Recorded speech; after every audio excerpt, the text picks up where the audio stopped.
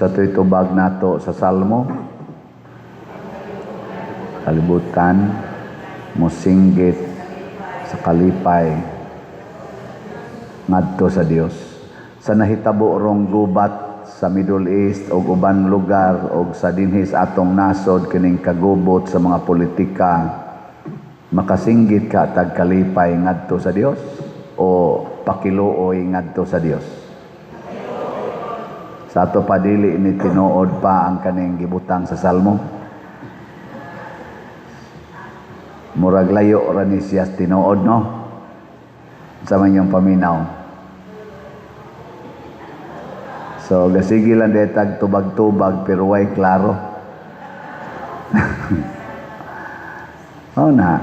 O murag unsa man ni pangandoy ni o nahitabo ni. Atong tanawon ha. Ang tibuok kalibutan mosinggit unta sa kalipay ngadto sa Dios. Pangandoy. Pangandoy ni siya. Dili pa ni siya nahitabo. Pero kay gisuwat maning Salmo, wap matao si Jesus 2,000 years ago, nahitabo na kani o wap sa ato pa moabot na lang og 2,000 years di gid ni mahitabo nga maong pangandoy. Ha? Dinis atong parokya nahitabo na ni wap kanus aman. Kada ninyo palit og raffle ticket. Kada palit og raffle ticket naghatag kag kalipay sa tibuok kalibutan. Mao na siya.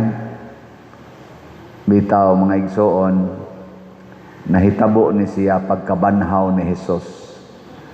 Kay ang pagkabanhaw ni Hesus mao man toy kaluwasan sa tibuok kalibutan.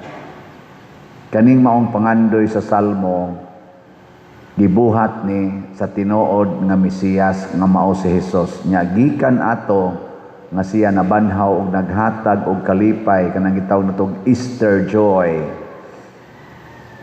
Gikan ato ang tanan nga mosunod ni Hesus, mubuhat sa iyang mga buhat, makahatag yun og kalipay sa tibuok kalibutan. Mao na siya. Lingyay mong tupad. Ing naig tugtog diha.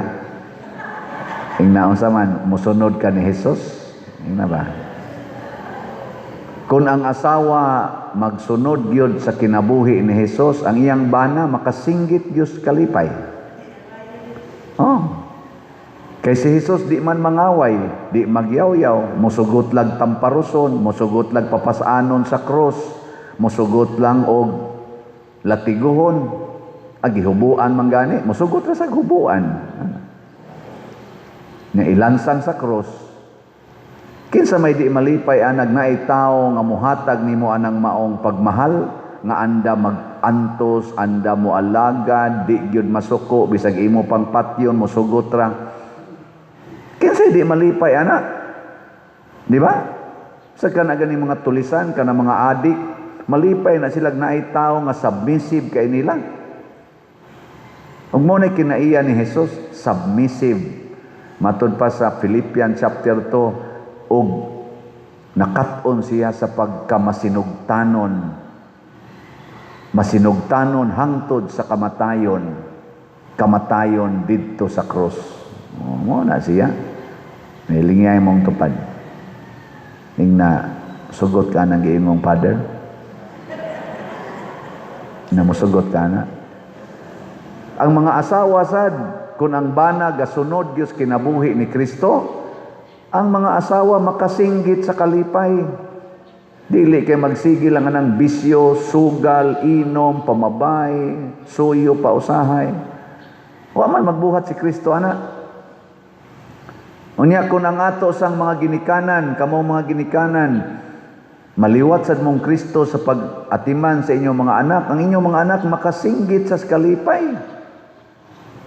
Kay isip amahan sa katilingban si Kristo nag-alagad, wa magsigig panugo, siya'y mo alagad, siya'y maguna, siya'y mo pakaon, siya'y mo tambal, siya mo sangyaw, mag-unagid siya mo rescue. Mura sa mga ginikanan usahay, binabuyon man sa doog kanang naang sugo ang mga anak. May malang atong bag upang na tao kay kugos-kugoson, inig-abot ng mga 7 anyos, 5 anyos ganib, sugod na maglugapak.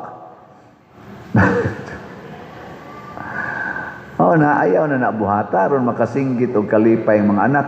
Unya kun ang mga anak sad magsunod sa kinaiya ni Kristo. Anda mo antos, mosunod gyud sa og mutahod gyud sa mga ginikanan. Unsa may mahitabo? Makasinggit sa kalipay ang mga ginikanan, makaingon sa sana all. Sunang kay guli nimo sa inyo ang imong anak nga nagsigig duwa sa unas computer karon nanilhig na. Talagsaon na.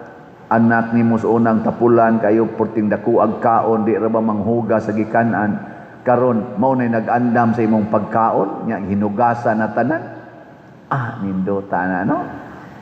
Anak nimong babae pataka laglabay-labay sa mga bulingon, apil na mga underwear nga mga bulingon panglabay-labay karon mao nay nang hapnig og maayob inutaw patanan nimo mga bulingon bulingon utaw ang mga tanang linabhan ang utaw bulingon.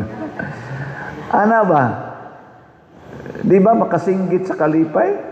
O nya kon ang pari sa ron, ang parish priest, maliwat sang Kristo, unsa say mahitabo? Mosinggit sad sa kalipay ang parishioners. Anong tutok mamunako? Ningon na sad mo ron, kanus aka na mahitabo pa din. Ngayon sa may akong pagdumala ninyo dire, nakapalipay ninyo o nakapaguol? Wow, sana all. Kaning pagsigig baligya nato aning raffle ticket nga wa ra bay halin-halin kaayo. Unsa man anang nakapalipay ni nato o nakapaguol? Aron mo malipay ato kunong suwayag sulti. Ang ato rong halin nga raffle tickets niabot nag 4,129. Murasag nakapalit daay. Onya, naanatay 21 ka one-stop challenge. Nya, 4 na ang narimit, 17 pa ang wa marimit. Pakpak. Sana all. Diba? Makalipay gina. Pero kaning namalit og raffle tickets, nagantos ni oy. Ang uban ani wa na mo snacks, ang uban gani ani wa na mo sakay sa motor kay gitigom-tigom na lang. Uban ani wa na gani mukaon og usa ka adlaw. Nay uban ani wa na nagpa-colors buhok kay ilang budget, ilan na lang ipalit og ticket. Nay uban oy. Naginingon ako pader sa una ang ako yung snacks kana yung Jollibee karon tubig na lang. Uy, ngano man na siya nga ay aron ko makapalit sa atong raffle ticket nako hinaut unta nga dili ka makadaog. Aron gyud ka makat-on nga kani di ay pagsakripisyo di ni paras kaugalingon. Si Kristo wa magsakripisyo para siya malipay. Ni sakripisyo siya para malipay ang uban. Musakripisyo nagi ka para sa imong kaugalingon, mas stress na kadiha. Sama sa atong mga politicians karon, grabe ang ilang sakripisyo para sa ilang kaugalingon lamang. Kadaghanan ba? Kadaghanan. Kanang purtigid nilang hago para lang yun mudaog, para lang yun magpabilin sa ilang gahom. Purtigid nilang hago. Pero para sa kaugalingon, mas stress ka ana. Pero maghago gani kag maayo para sa uban, lingaw kay ka ana. Ngayon ang utanan ako, pader, sa kadaghan sa imong giatiman, na pa'y mga scholars, na pa'y mga staff na imo nga, dagko ba sa kay nagkaon tingali ang uban ana, daghan mo na kay sila. Na pa'y inyo dihang mga maglinya-linya, nga mangayo ang mga bugas, mga tambal, na pag kay project nga gibayran anang imong siging paslat-slat, karon raffle ticket na sad, na pag katong bayronon sa previous nimong parish na apag magsigi og daot nimo sa social media wa ka na mas stress pa din ana sila nako Kaluoy Ginoo, inighigda nako wa may 5 minutos hagok naman ko. Nya mumata ko buntag naman. Ana. Ngano wa man ko ma-stress kay kining maong sakripisyo nga akong gibuhat, wa gyud ko'y pangandoy para sa akong kaugalingon nga ako'y malipay para ra gid ni ninyong tanan. Sana all. Og mao nay gibuhat sa mga apostoles. Si San Pablo nga Saulo pa sa una, siya man to'y gabuot sad nga patyon si Esteban. Pagkamatay ni Esteban, ni sugo din siya siyang mapintas nga paglutos sa mga nagtuo ni Kristo. Gipangsiksik niya ang mga balay, gipangdakop, gipangpriso, ug mobaliban ipapatay. Nagkatibulaag in taon ang mga nagtinarong nga mga tao nga nagsunod sa Ginoo. Pero tanawa, sa ilang pagkatibulaag, unsa may ilang gibuhat, nanago. Naminaw mo sa unang pagbasa, nanago sila. Waoy, nagsangyaw, nagpadayon pagsangyaw. Niabot si Felipe, usas mga apostoles, niabot, usas mga katong dikon man siguro ni siya, kauban ni Esteban. Niabot siya dito sa Samaria. Pag abot sa Samaria, nagsangyaw siya ug naninggit sa kalipay ang taga Samaria. Oh, tanawa. Kaning pag-antos nato sa pagsangyaw sa kinabuhi ni Kristo o sa pulong ni Kristo, makapalipay ginis uban. Kay nga naman, una, ang pulong ni Kristo para gyud kaayuhan sa tanan. Oh, maapil gyud ang uban. Sama ay nga pakana ang gigutom. Ang mag-ikaraday gigutom. O gigutom ka kaon sad. Pero pakanasan ng imong tupad, basta gigutom na. O katong imong silingan, o di maapil yung uban. Kaya ang sugo ni Kristo, mingon, waman maingon, kaon kung gigutom ka. Kung kaon gigutom ka, ikaw ra. Ang yapakan agyod ang gigutom. Ayuha ang mga masakiton. Dili ra ka magsigig ampo, Ginoo, ayuha ko sa akong sakit. Ginoo, ayuha ko sa akong sakit. Ang imo ding silingan nga masakiton man sana. May lang yun ang imo kay tuhod ay sakit. Ang iya kasing-kasing gito. Ang iya kidney gito. Ang iya cancer gito. Wa man ka magampo lagi para niya. Niguro lagi ka ng imo. Da. Wa ka magtuman sa sugos, Ginoo. Iapil sa nang uban. Ginoo, pasaylo ako sa ako mga sala. Ginoo, pasaylo taong ko, Lord, kay nakapamalikas ko. Anya, ni pasaylo sa kanang imong silingan, nga gibalikas ka. Ni pasaylo ka ng imong asawa, nga nagibalikas po ka. Ni pasaylo ka ng imong ginikanan, nga gibalikas po ka. Ni pasaylo na imong igsuon, nga gibalikas mo sa gaana. Hilom lagi mo. Muna, ang sugo ni Kristo, niingon siya nga, pasayloa kami sa amo mga sala, ingna ninyo ani pagampo, pasayloa kami sa amo mga sala, ingon na kami nagpasaylo sa nakasala namo. So maapil gyud ang laing mga makasasala. Dili lang kay kita-kita lang. Kay karon manggod siguro ay. Muna doon na tay tema gyud nagisulti si Archbishop Abitoy para sa atong Jubilee year karong 2034 nga nag-ingon, Archdiocese of Cebu journeying together as a church fully alive. Journeying together. Dili kay iya-iya. Lingian sa imong tupad. Ingna kuyog taron ngadto sa amo. Ingna ba? Na adto ta mamahaw. Niya daghan dinhi magpa-blessing sa birthday, wa ko kadawat og manok diha nga mihatag sa kana bang piksan lang unta ta ba na say mag-blessing ko nga po kabuok, dai unom kabuok. Wa man gihatod. May man lang mohilamo sa holy water. Wa gyud piksi ang pare bisan na lag dugo-dugo na. Na lami gayong kanon usahay, no? Balag mo sakit atong tuhod pero agwantahon lang na nato. Isang pako na lang manok siguro unta gihatag. Aylan ang cake, kay nag-low carb naman ko. Aylan na ako, manok, litson. Ginagmay lang kong litson, mga 3 ka kilo. Ganyan na, okay. Oh, agad ang manok nga tinibuok. Ay, sus, paborito, ganyan, pare. Baby tayo, ay mo ka pressure ha. Basi ko anahin o magpa-blessing din. Kada naman na to din adlaw na agi tayo blessingan. Basi ko, pading lang tapadi roy. Nanasan mo. Kanang inyong pagka-selfish ba? Grabe yung kayo mustanan. Ay na mo, ana. Muna, si Kristo ningon, ako ang tinuod nga pan.